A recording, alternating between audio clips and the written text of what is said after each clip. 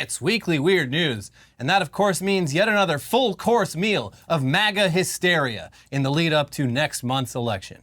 But before we subject ourselves to more of that, let's check in on the animal kingdom, which, unfortunately, also has elections, even if the animals themselves, including the candidates, are oblivious to it. I'm talking about Fat Bear Week, an annual event held by Alaska's Katmai National Park and Reserve, in which spectators from around the world vote to elect the fattest bear in the park. Now, bears in Alaska are currently fattening themselves up for winter hibernation, and while weight is a pretty objective concept, they can't exactly go and get all these bears on a scale. So they instead photograph them from a safe distance and let the voters decide which one is the fattest. Yeah, well, like our own elections though, Fat Bear Week has been no stranger to scandal, with the 2022 vote counts being found to have been fraudulently inflated by bots in favor of Holly, when the real winner was Bear 747. But that pales in comparison to the mess they have on their hands this year. Here's NPR. Fat Bear Week, a celebration of brown bears' survival instincts, brought a grisly reminder of the animal's predatory nature on Monday when a male bear, 469, killed a female, 402, at Katmai National Park and Preserve in Alaska. The unsettling scene was captured by a popular live webcam that follows the bears on the Brooks River. In a statement sent to NPR, the park said, "National parks like Katmai protect not only the wonders of nature, but also the harsh realities. Each bear seen on the webcams is competing with others to survive." And they didn't come here to make friends. They came here to win the Fat Bear contest. Yeah. And by whatever it takes. taking out the competition, I guess that also works. Hey, there's nothing in the rule book that says you can't kill your opponent. I got an extra bear inside of me. I should be the winner. That's right. And 469. Pretty cool, huh? Nice. The deadly fight took place around 9:30 a.m. in Alaska as organizers prepared to kick off Fat Bear Week, the competition that lets fans crown the bear who successfully added the most weight as they prepare for their annual hibernation cycle.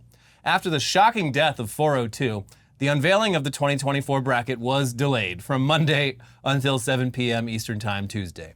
As stunned viewers watched online, the two bears engaged in a lengthy and violent fight in deep water at the river's mouth, a clash that eventually ended with one bear dying and the other dragging her body ashore.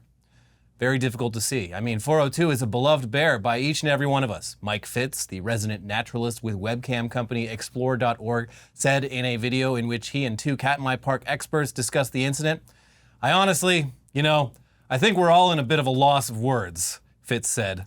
Yeah, and especially because of the event, the webcam's probably getting a lot more attention than they would outside of the preparation for this event. No.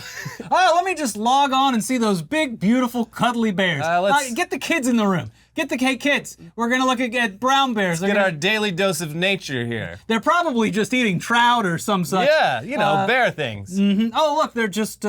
They just come up with the same excuses. They must be friends. They're hugging. Yeah, it's like they're having sex. Yeah. Oh, they're just hugging each other. Yeah, they're wrestling. Why is that other bear just laying there without moving? Oh, tuckered out. Taking a nap. Little hibernation. Nap time for that bear.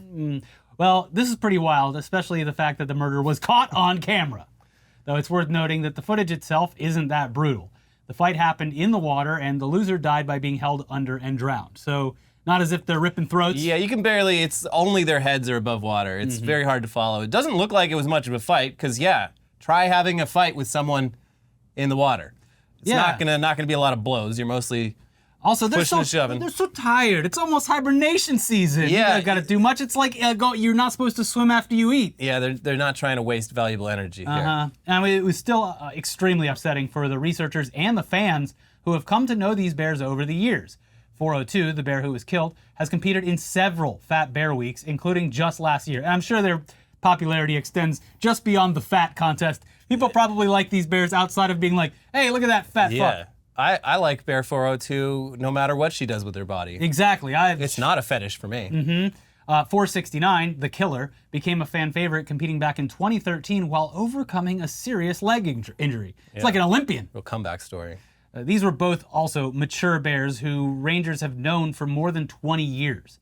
And 402 previously gave birth to several sets of cubs, who will no doubt be looking for revenge. Who killed my mom? That's right.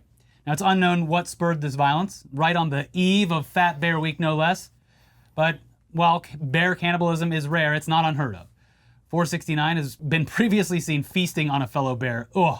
And in the aftermath of this attack, another bear named 32 Chunk stole 402's body from 469 to feast on it themselves. Yeah. Scavengers. Yeah. You did all the work. Yeah. Oh, yeah. You're so tired from killing 402 in hand-to-hand combat. So I'm just gonna take this. Well, it'd be a That's total mine now. waste if this were just to be shared or not shared by just one bear. I think we should split it. Yeah, I mean, that's a lot of nutrients. Imagine, you gotta catch fish one at a time. You catch a fellow bear, that's a lot of meat, a lot of calories. But the show must go on. Well, luckily that other bear picked it up, or Robert F. Kennedy Jr. was very close behind. RFK was firing up his helicopter. It's my favorite holiday. I just want the skull, just the skull. Just leave the skull for me, thanks. But yeah, the show must go on. Fat Bear Week is already underway for this year, with voting for the Final Four happening on Monday before the final matchup on what's called Fat Bear Tuesday.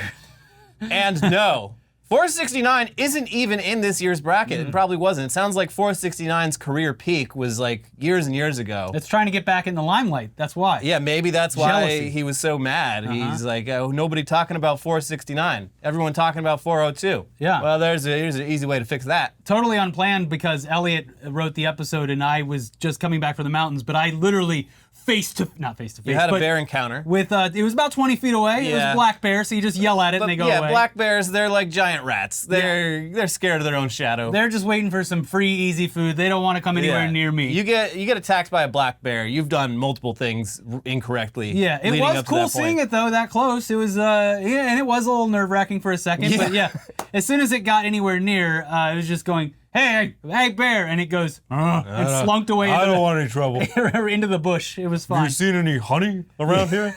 Please, how about a snack for all? Ricky, have you seen any picnic baskets? I just was throwing picnic baskets at it. No, I didn't feed the animals, no. Good. Yeah. But moving on now to some more dead animal news. Sorry. And this will also serve as our segue into all of the politics bullshit for this episode. So, remember all that fuss a few weeks back about Haitian immigrants killing cats, killing dogs, and even killing geese at local parks in Springfield, Ohio? The lamestream liberal media, of course, denied all this on the basis that there was no evidence and that local authorities received zero reports about anything like this. And the whole thing seemed to originate from a Facebook post from someone who later found their cat perfectly alive and well. But guess what, libs? It was only a matter of time before we found our smoking gun. Have a look at this police report from Springfield, Ohio, from just a few weeks ago. Okay. On September 10th, 2024, at 3:50 p.m., State Wildlife Officer Jeffrey P. Wenning, spoke with the complainant, Michael Dudley, regarding his observations at the Rocky Lakes Golf Course. Dudley stated that he observed a white male... God damn it! Damn! Shit! I thought we had him. in his late 50s or early 60s. A boomer, you say, as well. A white boomer. We almost had him. Who was heavy-set and riding a lawnmower. He said he got off the lawnmower with a shotgun and shot 2 geese near water on the course. Dudley continued, saying the man picked up the first goose and tossed it into the weeds. The second goose was wounded, and as he collected it, the man twisted it, breaking its neck. Brutal. This goose was disposed of in the same manner. It is unknown if the man possessed a hunting license, wetland habitat stamp, migratory bird stamp, or HIP certification at the time he killed the geese. Also, Dudley's observations place a loaded firearm on the motor-driven conveyance. It is unknown if the shotgun was plugged. Well, alas! Someone was killing geese illegally in Springfield. So, J.D. Vance was, I guess I would say what Snopes put is mostly true, I guess, partially. Yeah. He just got a few details wrong, like the killer being a middle-aged white man and not a Haitian migrant. Oops. And the motive for the killing being just for shits and giggles and not for food. But other than that, spot on, sir. You really nailed it. Yeah, they are We should killing do something the geese. about these middle-aged white men in Ohio. Yeah. I agree. We need to round up 20 million of them. This makes a lot more sense because, yep, a lot of geese on golf courses. And a lot of middle-aged white golfers very angry at these geese on golf courses. Ruining my perfect day where I get to be away from my wife, and that's the only thing happy about the day because the rest of the day I'm fucking pissed off the entire time. Now I got these damn birds honking at me, bonk, bonk, bonk, stealing my golf balls. I swear, next time I'm bringing the shotgun. Yeah. And that's what he did. And apparently just whipped it around and broke its neck. Just heartless. Yeah. Yeah. Just for the fun of it. Just for the thrill. And yeah, what's crazy is if you've ever been on a golf course that has a lot of geese, Yeah. it's not far-fetched to imagine a possible scenario where you are forced to defend yourself against them. But this was literally just a dude riding around on a lawnmower, gunning down geese with a shotgun. Just for fun. Anyways, here's HuffPost with more. Comer told authorities over the phone that he was cutting the grass at the course that day and wanted to shoot a few geese, but admitted he did not have the necessary license and permits, according to the affidavit. But I'm white! What's the problem? He instead said he believed he was permitted to do so, thinking the golf course had a nuisance permit. The state allows the killing of geese under nuisance permits, only from March to August. Uh-oh. According to court records, Comer was arraigned on September 18th on a fourth-degree misdemeanor count of prohibited activities against state-owned wild animals. The incident at Rocky Lakes Golf Course happened on the same day as the presidential debate between Trump and the Democratic nominee, Vice President Kamala Harris. During the debate, Trump repeated the baseless claim that Haitian immigrants in Springfield were eating pets. At a rally 2 days later, he falsely accused immigrants of taking ducks and geese from Springfield parks and trails. That's funny because, like, J.D. Vance had already parroted the rumor by then. Yeah. And that rumor was started, like, a month prior by a bunch of freaks. And so this guy accidentally fulfilled a prophecy. He did. Maybe he saw what they were talking about and he's like, this is the perfect chance to do what I've always wanted to do, shoot a bunch of geese with a shotgun while riding on a lawnmower and get away with it because they're going to think it was Haitians. This is so, except for the animal, close to the plot of Caddyshack. You got the groundskeeper blowing up gophers. I don't think the geese were like, I'm all right. No, but what if a geese popped its head up from one of the holes in the golf course? Then what are you going to do? Throwing grenades, Yeah, putting a stick of dynamite down its throat. Take that. So, there you go. Something needs to be done about these damn middle-aged white guys. Yeah, we gotta put a stop to all white men until we figure out what the hell is going on. I did see another funny post over the past couple of days that was like, coming here and spreading their culture where no one asked, and it's just the Welcome to Oktoberfest sign. Despicable. Yeah. No, I will be drinking a Bud Light. No, wait, no. I will be drinking I'll be drinking a Michelob. Sure. I'm watching my calories. But moving on now to another update on a recent election subplot, RFK Jr.'s affair with star political journalist Olivia Nuzzi. The whole thing is messy and continues to get messier for both parties involved. First off, Olivia Nuzzi.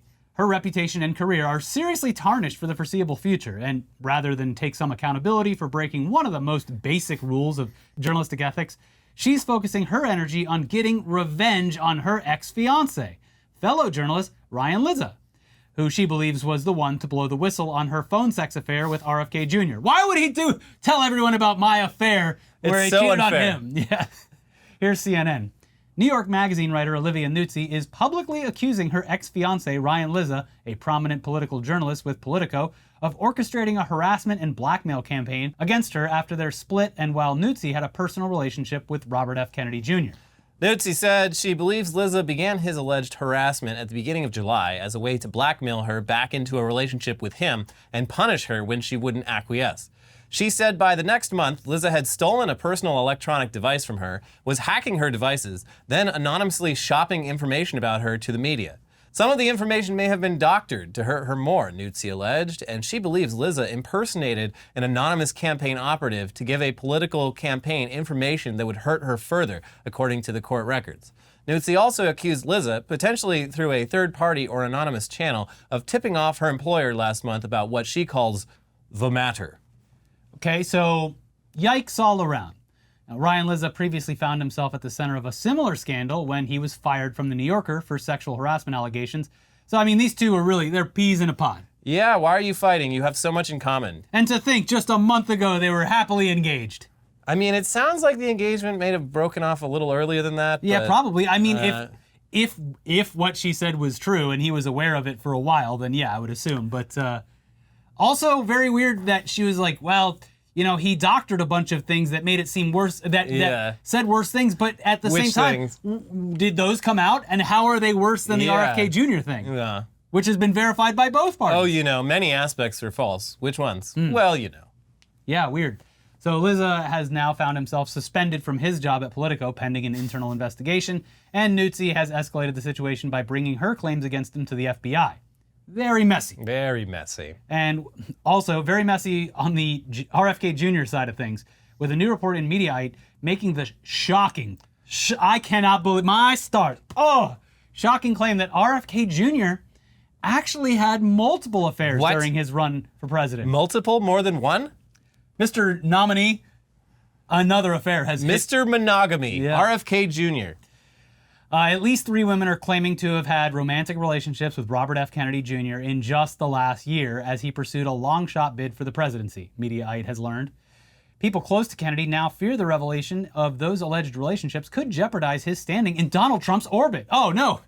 Not an adulterer in my cabinet, in my orbit, particularly as the former president and 2024 Republican nominee fights to win over suburban women. Not going well.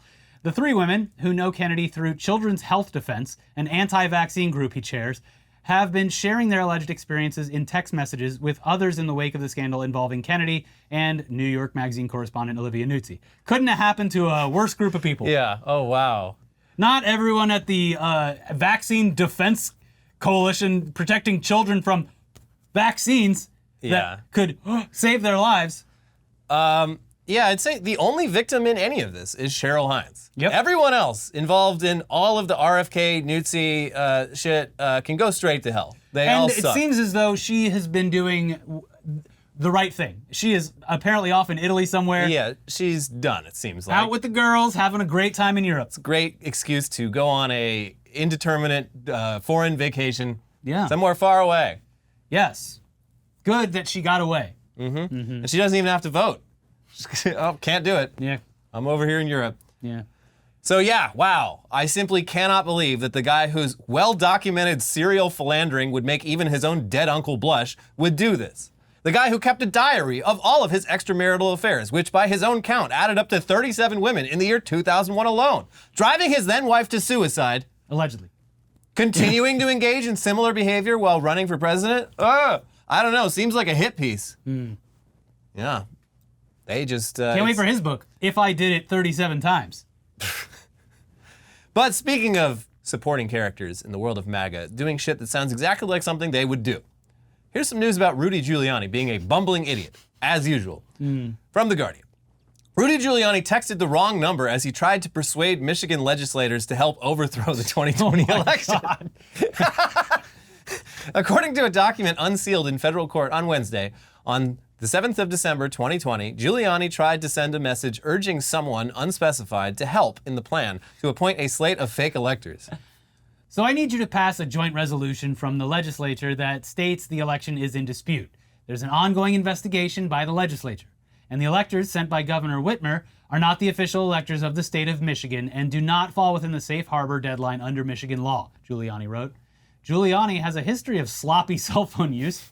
According to New York Magazine, he once accidentally called an NBC reporter and left a message in which he could be heard discussing overseas business and said, "We need a few 100,000.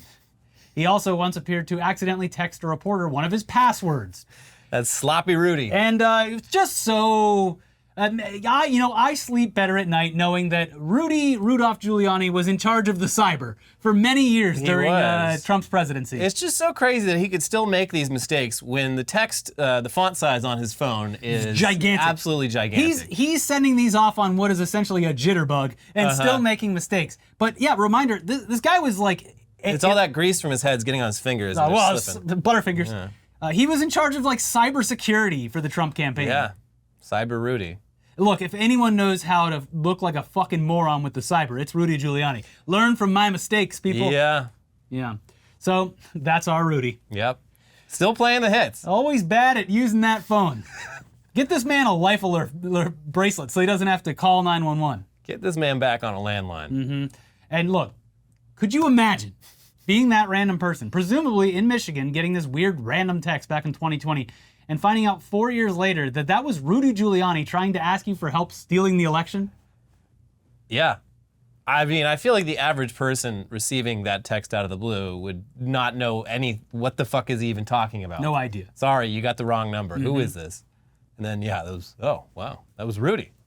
I still got the number. Let's call him back. This is like, Hey, Rudy, we're going to certify the election. now you're starting to understand why boomers get mad when they have to select 1 for English and 2 for Spanish. It's not because companies need to have different languages available for customer service. It's because they can't press the damn buttons. Yeah, they're all thumbs. Yeah. But moving on to the big man himself, Donald J. Trump, who in the wake of the horrific hurricane damage in the Southeast wasted no time coming up with bogus claims about the Biden administration withholding government aid and resources because the areas affected generally don't vote for Democrats. There's no evidence of this at all, of course, and as soon as Trump made these comments, people remembered that, hey, wait, during his own presidency, Trump had made comments about withholding aid to California during wildfires because it's a blue state. It was yet another case of an accusation seemingly being a confession. And this week, a report in Politico sheds more light on this. Yeah. Mark Harvey, who was Trump's senior director for resilience policy on the National Security Council staff, told E&E News on Wednesday that Trump initially refused to approve disaster aid for California after deadly wildfires in 2018 because of the state's Democratic leanings. But Harvey said Trump changed his mind after Harvey pulled voting results to show him that heavily damaged Orange County, California had more Trump supporters than the entire state of Iowa. We went as far as looking up how many votes he got in those impacted areas to show him these are people who voted for you, said Harvey, who recently endorsed Vice President Kamala Harris alongside more than 100 other Republican former national security officials. And yeah, the report then goes on to talk about how Ron DeSantis asked Trump back in 2019, when they were still bros, if he could maybe have FEMA cover 100% of the costs of Hurricane Michael instead of the usual 75%, with Trump enthusiastically agreeing because, well, the areas affected leaned heavily Republican in 2016. So yeah, anything for them. And DeSantis proudly wrote about this in a book. It's out there. The art of the deal. Meanwhile, though, when it came to relief for Hurricane Maria in Puerto Rico, where he famously threw the paper towels like it was a basketball, Trump dragged his feet at every opportunity, resulting in much slower and much less effective relief. Harvey says of that situation, it was very much a business deal. Like, this is a lot of money. What are we getting in return for it? There was still just a whole lot of stall. Don't give them what they need yet. It just goes into this pattern of, we're not awarding that. These aren't my people. That general sense of, I'm here to help my people, and these aren't my people, so I don't have a responsibility to help. Yeah, and then a month ago, literally almost exactly a month ago, when he said, again, I will not give money to California. Yeah. So, and yeah, from what I've seen, basically a lot of people on Reddit being like, yeah, the FEMA check cleared in like 2 days. Like, it's super fucking fast. And there's a lot of critique online of people pointing out, like, oh, they're only giving them this $700, it was a $700 or $900 check. And it's like, that is for immediate food and supplies. That's not, look, everything, it's probably, that's walking around money. Anything could be going better. Yeah. And FEMA has a terrible track record. But it at least looks like they're fucking trying and that things are being organized and taken care of. It has a pretty bad track record, partially because every time their budgets are up for a vote, Republicans, like Matt Gaetz and many others, they vote to reduce that budget. That's right. And it's just, people are taking things that are true, like that people are getting these checks, and turning them into, oh, well, I guess they're just cutting checks so everyone shuts up and that's all they get. That's what they do. That's literally the check that will buy them the food and resources that they need for the immediate future. It's also stupid. And to go back to the FEMA stuff, Republican president in a predominantly black area, Hurricane Katrina. Yeah, notoriously bad, historically bad disaster relief. So there are examples. Yeah. But meanwhile, Marjorie Taylor Greene has responded to the Hurricane Helene situation as only she can, posting to Twitter on Thursday, "This is a map of hurricane-affected areas with an overlay of electoral map by political party, shows how hurricane devastation could affect the election." And if the implication wasn't clear enough, she followed that up with, "Yes, they can control the weather. It's ridiculous for anyone to lie and say it can't be done." This is also Cat Turd's take as well. Yeah. We need to get conspiracy theorists as far away from the levers of power as fucking possible. A hurricane in the southeastern United States in September and October? Wow. Shocking. Yeah, sorry, doesn't pass the smell test. One of the first statements from Trump was that it was suspicious because this happened after hurricane season or at the end of it. And it's like, no, that hurricane season goes till the end of November. Yeah. We're in almost the middle of hurricane season. More of the year is hurricane season than not at this point. It's essentially July to November. So, no, he's also wrong with that. And who could forget the time that he altered a hurricane map with a Sharpie? Classic. Yeah. So yeah, according to Marjorie Taylor Greene, Joe Biden is literally personally responsible for the hurricane, which is utter insanity from an elected official, or anyone for that matter, but it's also perfectly in line with her previous claims about California wildfires being caused by Jewish space lasers. So yeah, weather, there's always a reason. Someone's always pulling the strings. A hurricane coming from the Caribbean? I don't think so. California, Joe Biden's hurricane gun. California trees catching on fire during drought years? This would never happen if we let our president, Donald Trump, nuke that hurricane. I mean, with that, like, obviously, it wouldn't do anything. It's a stupid idea, but it's the kind of thing, like, yeah, we got all these nukes sitting around. Yeah. Sure, blowing up in a hurricane, it would be cool to just see what happens, I guess. What would happen is it would make things worse by blowing a hole in the ozone layer. Oh, yeah. Yeah, that's not good. Don't do it then. And then just that weather front that's already moving that way, just bringing radiated clouds into the land. I mean, listen, we all have there's a minimum maximum dose of radiation we can all take. Come on, you're getting radiated every time you eat a banana. That hurricane's gonna spread the radiation far and wide. We love big ideas, don't we, folks? That's what makes me smart. Anyways, anytime a natural disaster happens in this country, law and order types are less concerned about disaster relief and more concerned about starving people whose homes have been destroyed, maybe stealing some food from their local abandoned supermarket. And this latest hurricane has, of course, had its share of looting. Here's one example via the smoking gun. As Hurricane Helene battered a Florida city covered by a state of emergency declaration, 2 men allegedly burglarized a Trump store stocked with merchandise promoting the ex-president, according to cops who say one of the alleged looters was wearing a Trump cowboy hat when he was busted. What? This is just the hat I wear. Yeah. On Friday evening, investigators patrolling a closed-off section of Madeira Beach, a city in the Tampa Bay area, discovered 2 men loitering outside a closed business plaza whose tenants include a realtor, a gift shop selling crystals and shark teeth, and the Trump store. The Trump outlet stocks a variety of Trump 2024 banners and stickers, Fight, Fight, Fight t-shirts, and classic Let's Go Brandon and Fuck Your Feelings products. Currently on discount. When police apprehended the pair, they were in possession of merchandise that matched items sold in the Trump store, which was unsecured due to damages from the storm. One of the suspects, Lance Petrosavic, 57, was wearing a Trump cowboy hat that he claimed ended up in his possession after it washed up from the hurricane. A miracle. Petrosavic was accompanied by John Peters, 61, who cops say was in possession of a Trump hat, 2 Trump-style shirts, and a coffee mug. Oh, Lord. Divine intervention. Wouldn't you believe it? The hurricane, it ripped the roof off of that Trump store, but blessed me with all this wonderful merchandise. It gave me all this merch that I otherwise could not afford. It's great. The Lord giveth, and the Lord giveth some more.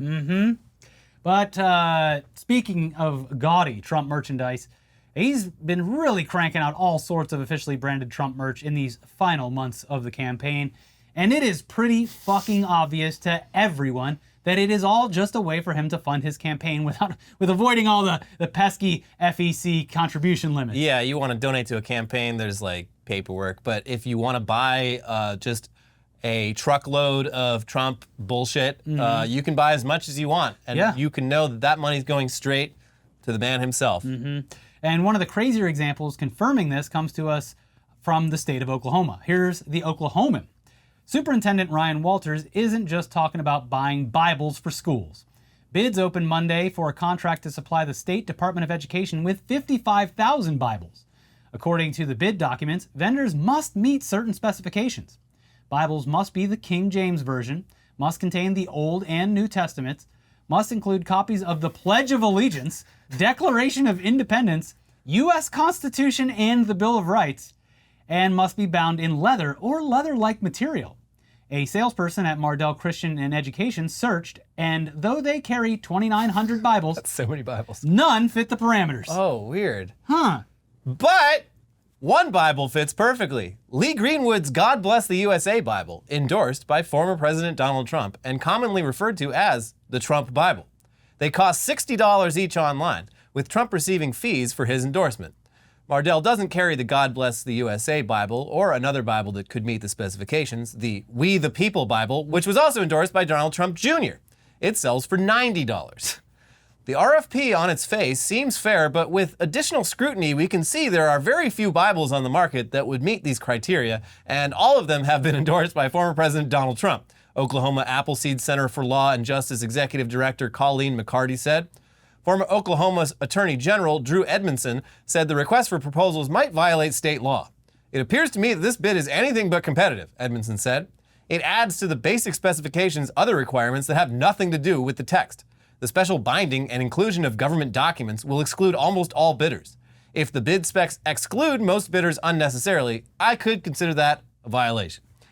And folks, without even getting into the Christian ethics of intentionally setting up the criteria for your Bible contract so that the only Bibles that fit the bill are Trump Bibles, and also setting aside the ridiculousness of needing a Bible to be in every single classroom in Oklahoma, what's ridiculous to me, having attended years and years of Catholic school where we actually did have Bibles as textbooks, is that in my experience, the Bibles we used were like $5. Well, Joe Biden's inflation. That's why. These Trump Bibles are $60 or $90 a piece. Mm-hmm. The article even points out that there are King James Bibles available for $2.99. And there's also free Bible apps. Yeah. Kids are all doing school on their tablets now. Yeah, you could just download the ebook version or something.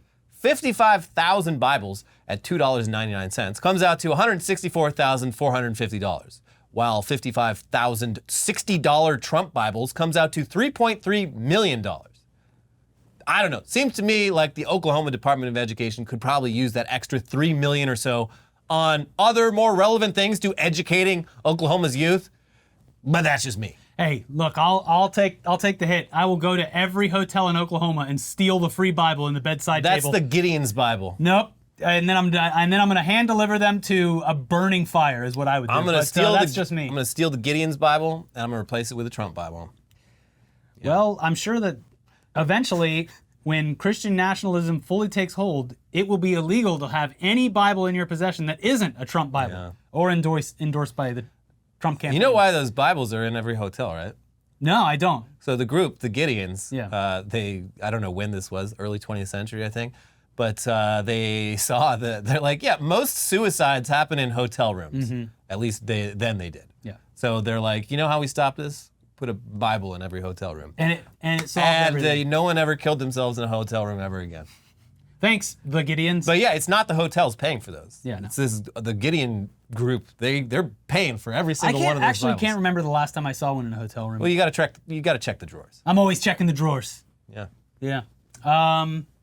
Anyways, the entire basis of that story offends me. The fact that they're like, everyone in a public school has to have a Bible. Well, they did the math and they're like, this is more Bibles than there are classrooms in Oklahoma. Yeah. Well, they want one for each child. You can't borrow someone else's one Bible. for each child would be a lot more than that. Yeah. But again, in my school as a child, every child did have a Bible, and they were like $5. They were paperback, and you took them home and you put that shitty plastic cover on it. You could go down to any fucking church yard sale, which I'm sure there are many in Oklahoma, and buy Bibles for 25 cents each if you want to. The text hasn't changed. Yeah, well. I mean, not like in a substantial way. Not in the past, like, couple of decades. Yeah, the New American Bible is the latest one, and they it's too new and too American. That's right. King James Bible still at least has some swag to it. They put the sentences together real nice.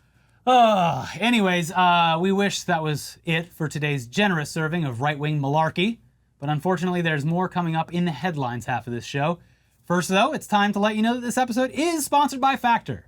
Sweater weather pairs perfectly with savory fall foods, but with your busy schedule, sometimes it's hard to eat the way you'd like to. That's where Factor comes in. Their chefs do the shopping and the chopping to bring you fresh, never frozen, fully cooked meals right to your doorstep. All you have to do is heat and eat. And all their meals are dietitian approved, so you know you're getting the nutrition that you need along with the fall flavors that you crave. When it comes to meals, everyone wants the same thing, options. That's why Factor offers 35 wholesome meals every week, including Gourmet Plus, Keto, Calorie Smart, Vegan and Veggie, so you'll always find something you love that suits your lifestyle. There's more to Factor than just lunches and dinners. From easy breakfasts and smoothies to delectable midnight snacks, Factor has over 60 plus add-ons to keep you fueled and focused 24/7. And with a plethora of flavors, you'll never get bored. This fall, you've got a lot going on outside the kitchen, so keep your plans and turn to Factor. They deliver fresh, nutritious, chef-prepared meals ready to eat in just 2 minutes. Whether you're managing calories, maximizing your protein intake, or simply trying to eat more balanced, Factor has dietitian-approved meals that will help you meet your wellness goals. Choose from 6 meal preferences, including Keto, Calorie Smart, and Vegan and Veggie, and round out your order with nutrient-rich smoothies, snacks, and energy shots to keep you satisfied all day long. You work hard, so treat your body right with Factor. Their fresh, never frozen, chef-crafted meals make it easy to get the nutrition you need with a restaurant-like experience that you deserve. There's no prep and there's no mess, just delicious meals that feature premium ingredients like filet mignon, shrimp, and blackened salmon delivered right to your door. Ready in just 2 minutes, you'll savor every last bite. Head to factormeals.com/weeklyweirdfifty and use code weeklyweird50 to get 50% off your first month and 20% off your next month. That is code weeklyweird50 at factormeals.com/weeklyweirdfifty to get 50% off your first month plus 20% off the next. All right, now into the weirdest, craziest, wildest headlines from around the world this week, starting with Metal Fest loses headliner and other bands after inviting Kyle Rittenhouse to appear. Yeah, This bizarre. is more your wheelhouse. This was in Florida. Yeah, it's a Florida festival. Shell Shock Festival. Yeah, it's like hardcore metalcore, but it's a festival to like raise money for PTSD, soldiers with PTSD. Why is Kyle Rittenhouse showing up? Yeah, so all these bands are just like, yeah, no, I'm down with the like Raising money helping for veterans, soldiers, yeah. veterans with PTSD. What the fuck is Kyle doing here? And yeah, the fucking headliner, which is It was Evergreen Terrace. Yeah. Which is a band that I saw many times when I was very young. So they've been a band since late 90s, early 2000s, something like Yeah. that. And proud of them for dropping off. Funny band. They had some good songs back in the day, and then they did a whole album of cover songs. I think they did the SpongeBob theme song at one point. cool. And one of their big hits was covering Sunday Bloody Sunday. Okay. Yeah. But good for them for dropping off. The rest of the bands, look, I don't live in Florida, so I don't know all the local scene bands there, but not a lot of... Well, so many bands have dropped out that the headliner of the festival currently is a Slipknot cover band. Which I'm sure Corey Taylor is not going to be happy about now that that's making headlines. But yeah, the promoters of this, they of course have turned it into the woke culture war thing. They're like all these woke bands trying to silence our free speech. And it's like, no, we just don't want to appear at an event that is like proudly promoting the fact that fucking Kyle Rittenhouse is going to be there. Well, to their credit, Evergreen Terrace is apparently trying to set up another separate show with some of those bands, with the proceeds going to veterans charities. It's just so dumb. Like these people, sounds like they had a good festival going. That a lot And of if you see the people were promo, into, if you see the promo, it's like they were glorifying it, because it's like, first of all, you're not going to get around any kind of narrative that he's not there for a very specific reason, but also the promo, it was just him holding the gun and everything. It was bizarre. You're gonna alienate people. You knew you were gonna alienate people. You like that you're alienating people. You can't be mad about it. It's those woke moralists on the r/hardcore subreddit, which is a very dangerous subreddit. You make one wrong keystroke and you're looking at porno, baby. Oh, yeah, that's true. Yeah. So No, that's not the hardcore I was looking for. oh, jeez. I was looking to get in the pit, not look at some tits. I was trying to get in the pit and love someone. Actually, that's Kid Rock, so you can't use that anymore. Ugh. Fox News cuts off Donald Trump's speech as he goes on bizarre rant about furniture. Yeah, this is more of one of his more weird little rants, because he was in North Carolina, which obviously they're having some problems with the hurricane and all that. And he starts talking about, he's like, yeah, back in the day, North Carolina was the furniture capital of America, which I'm like, how long ago was that? I would have guessed Pennsylvania. Probably decades and decades. I don't know. He said it's North Carolina. Or the lovely, beautiful Adirondacks. He's like going off on this tangent about like the furniture now. You buy a chair, 2 years later it breaks, and then if that's a chair, if you own the business and the chair breaks, someone's gonna sue you for your broken chair. He's just like going on and on about it, and he's like, they're making all the furniture in China. We're gonna bring the furniture companies back to North Carolina, and it's like, I don't think it would work that way. It's been too long. like, you can't just start building furniture somewhere. There has to be some continuity of skills. Like, it's just very fascinating. Yeah. And everyone's like, woo, yeah. We love furniture. Bring the furniture back to North Carolina. I hate that cheap crap that I'm choosing to buy for the low, almost ridiculously too low price that I'm paying. That is the thing about furniture is, good furniture. You get what you pay for. Good furniture is expensive, and it's always been expensive. Yep. Because you're buying something for life, and that's going to cost you.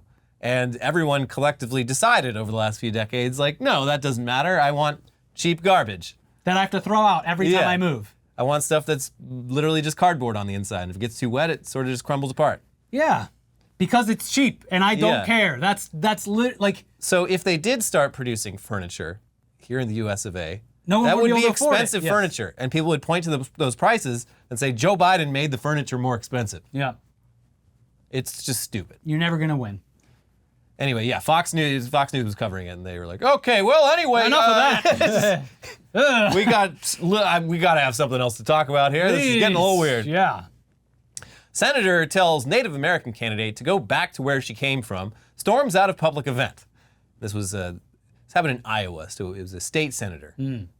But they had an event, like meet your candidates, all the people running for Ohio legislature or whatever, and someone asked all of them, they're like, do you think Idaho is racist? And the state senator's like, absolutely not. Not racist at all. And then the Native woman was like, yeah, it can be racist sometimes. And he got really fucking mad about that. Yeah. And told her to go back where she came from, which I assumed was her house. He should go back to where he came from, Yes. wherever that may be. It's I do love it when people get mad at Native Americans and their xenophobia and their racism. They can't use any of those cards. Yep. So they just look like idiots. So like, go back to your fuck. God. Oh, Speaking of fuck. Also, I just proved exactly what I said wasn't true. Yeah. Oh! Yeah. Would a racist say this? Says something extremely racist. Boris Johnson. We considered aquatic raid on Netherlands to seize COVID vaccine. Brexit would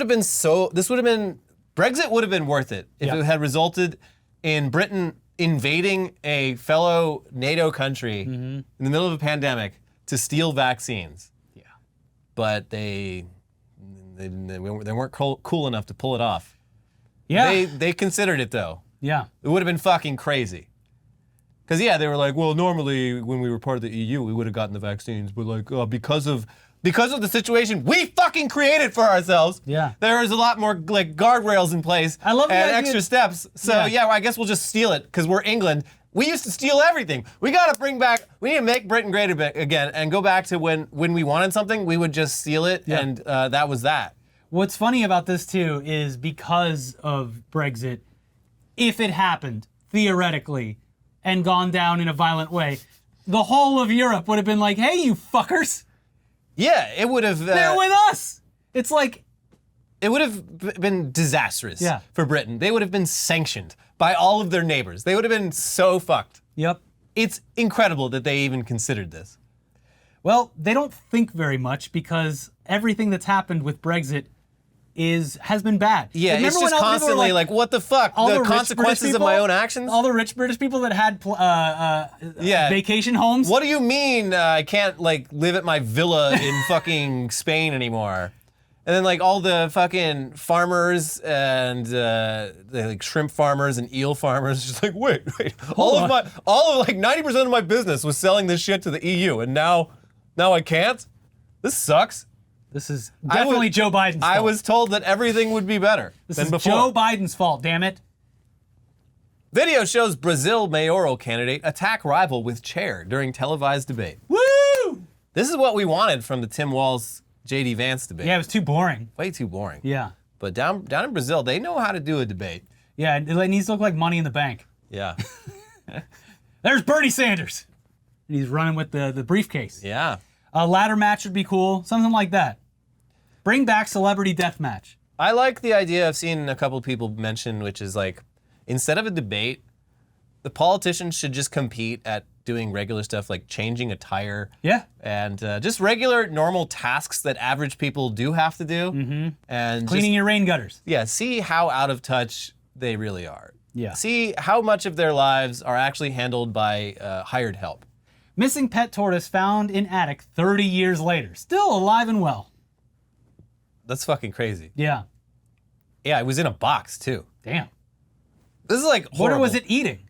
They were speculating. They're like, okay, so tortoises can... Like roaches or something? They can go months and months without eating. Well, yeah. But yeah, they were thinking like it was probably just little tiny insects that were eating away at the box it was in. Yeah. And it's managed to survive off of that. I mean, I guess it's not using any calories. It's just sitting there in that box. But it is fucking crazy that it could just go on like that. If I was that tortoise, I'd be pissed. Yeah. But also, I mean, figured out a way to unalive myself. 30 years in the life, that's like a year, 1 year in our lives. They live a very long time. This tortoise still has its whole life ahead of it. They opened that box and he said, hey, turn that light off. Oh! Ah! I mean, it probably, No, turn those lights probably off. was very bright. Yeah. People are blatantly stealing my work, AI artist complains. Oh, really? Oh, must feel so sad. This is the guy that won that state fair competition 2 summers ago. Yeah, he's been trying to copyright his work, and the U.S. Copyright Office is like, No, get it out of here. The rules say that we can't do that. And he's just so mad. He's like, I keep seeing this all over the place, and I'm not getting paid. Literally learned at least some form of art in the 2 years he spent bitching about it. Yeah. Yeah. That's true of all these people. Not to get back to the hurricane shit, but you've seen the AI pictures of the girl with the puppy. Yeah. That is being sent around as if it's real and then younger family members are saying, there's text message threads where it's like, this picture was created by AI. I don't care. That's what's happening. Yeah, it is one interesting thing that I'm not sure I expected, but it seems like young kids are very good at spotting AI artwork. That's great. The problem is that boomers are They're the ones terrible sharing at it. it. Yeah. They're the ones sharing at it. Even when it got like community noted, people were like, "Well, it's still real to me, damn it." Yeah, essentially. That was the one that freaked me out. Was it's just I don't care. I don't care that it's fake. It's really happening. Trump. Someone sent like Trump at his rallies before he comes on. Now they have this big slideshow of just AI generated images showing like how bad things are under Joe Biden, and they're all fake pictures. Yeah. But his average audience member doesn't know that. Yeah, they can't tell. They literally they're blind to AI. And going blind in general, which also exacerbates You could things. show them Mario with a gun, and he'd be like, "Hell yeah, Finally. finally!" Italians. I've been saying for 20 years he needs a gun. Yeah. All too much jumping around. P. Diddy promises to ban women from his home if he's released from jail in new plea. I think there's like hundreds of more women who've come forward, but I love the response to this. It's like, oh, well, I guess you just don't want me to spend any time around women. Fine, I'll just ban women from my house. He's going to use the Mike Pence rule. It's not that you had women over. A lot of people have women over their house and don't do crimes. It's the crimes.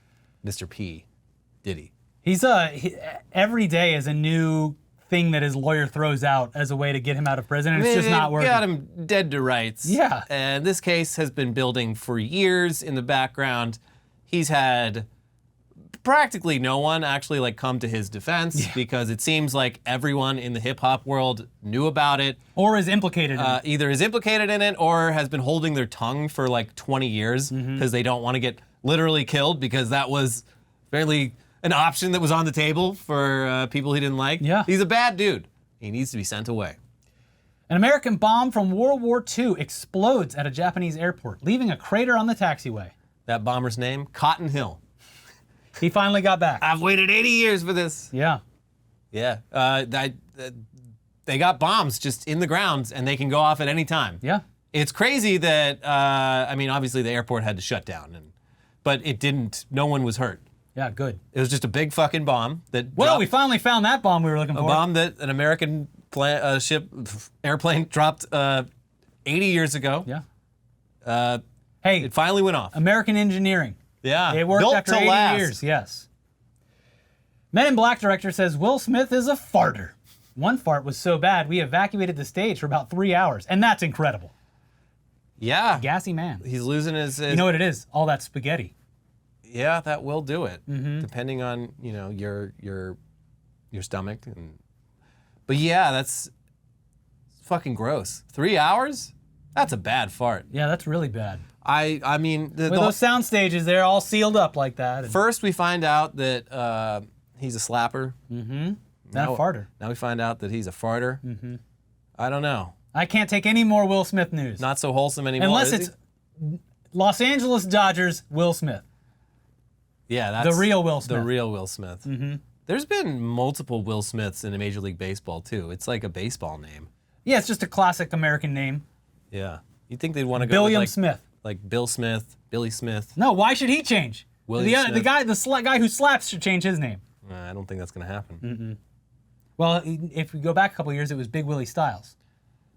It's true. Yeah. Na. Anyways, that's our show. Yay! Please, if you liked the video, there's a button for that. It's the like button. Is there a hype button? We don't know. I don't know. I heard No about idea that. if I they're feel like the hype deploying it. button was a lie. It was all hype, no button. But yeah, get a conversation started down in the comments. Engagement, it helps so much. Yes, go down there and you talk about anything we mentioned today or talk about your personal life. What do I care? Doesn't matter. You can write whatever you want Within in the reason. comments section. I think YouTube has restrictions on some hate speech, so don't do that. Obviously, if you're not subscribed, subscribe. Yeah. And if you're feeling extra generous, there's the join button and the thank button there for you. You know where it is. For Thank the you big so spenders out there. But we got 2 other videos over here. Yeah. Covered the VP debate, the boring one, no chairs thrown. Nope. And we covered Trump's little idea for what if we did a little purge? Yeah. Maybe we could stop crime forever. We did a purge. There you go. Check those out, and we'll see you soon. Bye-bye. Bye.